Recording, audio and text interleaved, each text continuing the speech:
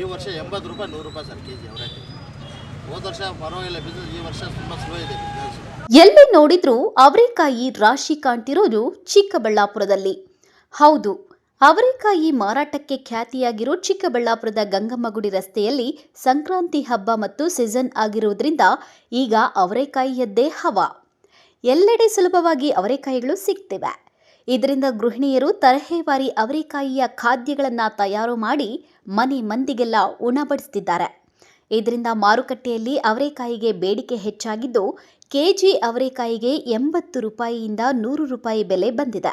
ಸಂಕ್ರಾಂತಿ ಹಬ್ಬಕ್ಕೆ ಜನ ಅಂಗಡಿಗಳ ಮುಂದೆ ಅವರೆಕಾಯಿ ಕೊಳ್ಳಲು ಮೊಗಿಬಿದ್ದಿದ್ದಾರೆ. 60 ರೂಪಾಯಿ ಕೆಜಿ ಅವರೆಕಾಯಿ ಮಾರಿದ್ರೆ ಈ ವರ್ಷ 80 ರೂಪಾಯಿ 100 ರೂಪಾಯಿ ಸರ್ ಕೆಜಿ ಅವರೆಕಾಯಿ. ಹೋದ ವರ್ಷ ಪರವಾಗಿಲ್ಲ ಬಿಸ್ನೆಸ್, ಈ ವರ್ಷ ತುಂಬ ಸ್ಲೋ ಇದೆ ಬಿಸ್ನೆಸ್. ಜನಗಳು ದುಬಾರಿ ರೇಟ್ ಅಂತ ಹೇಳ್ಬಿಟ್ಟು ಜನಗಳು 3 ಕೆಜಿ ಕೊಂಡವರು ಅರ್ಧ ಕೆಜಿ ಕೊಂಡಿದ್ದಾರೆ. ದುಬಾರಿ ಇದೆಯಲ್ಲ ರೇಟಿಗೆ ಜಾಸ್ತಿ ಇದಕ್ಕೆ ಕಡಿಮೆ ತಗೊಂಡು. ಯಾಕೆ ದುಬಾರಿ ಆಗಿದೆ? ದುಬಾರಿ ಅಂದರೆ ಮಳೆಗೆ ಬಿದ್ದುಬಿಟ್ಟು ಎಲ್ಲ ಹೋಗ್ಬಿಟ್ಟಿದೆ ಗಿಡಗಳು. ಮಳೆ ಬಿದ್ದಿಲ್ಲ ಅಂದರೆ 100 ರೂಪಾಯಿ 4 ಕೆಜಿ ಅವರೆಕಾಯಿ. ಇನ್ನು ಅವರೆಕಾಯಿಯ ಕಾಳನ್ನ ರುಚಿ ರುಚಿಯಾಗಿ ಸಾಂಬಾರು, ಹಿದುಕಿದ ಬೇಳೆ ಸಾಂಬಾರು, ಚಿತ್ರಾನ್ನ, ಉಪ್ಪಿಟ್ಟು, ಪೊಂಗಲ್ನಲ್ಲಿಯೂ ಬಳಸ್ತಾರೆ. ಕಾಳುಗೊಜ್ಜು, ಸ್ವೀಟ್, ಹುರಿಗಾಳು, ನಾನಾ ರೀತಿಗಳಲ್ಲಿ ಅವರೆಕಾಳನ್ನ ಬಳಸ್ತಾರೆ. ಒಂದೊಂದು ಭಾಗದಲ್ಲಿ ಒಂದೊಂದು ರೀತಿಯಲ್ಲಿ ಅವರೆಕಾಳನ್ನ ಬಳಸಿ ಅಡುಗೆ ಮಾಡ್ತಾರೆ.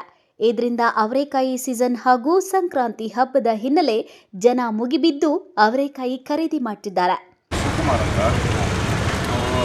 18-20 ವರ್ಷದಿಂದ ಅವರೆಕಾಯಿ ಮಾಡ್ತಾ ಇದ್ದೀವಿ.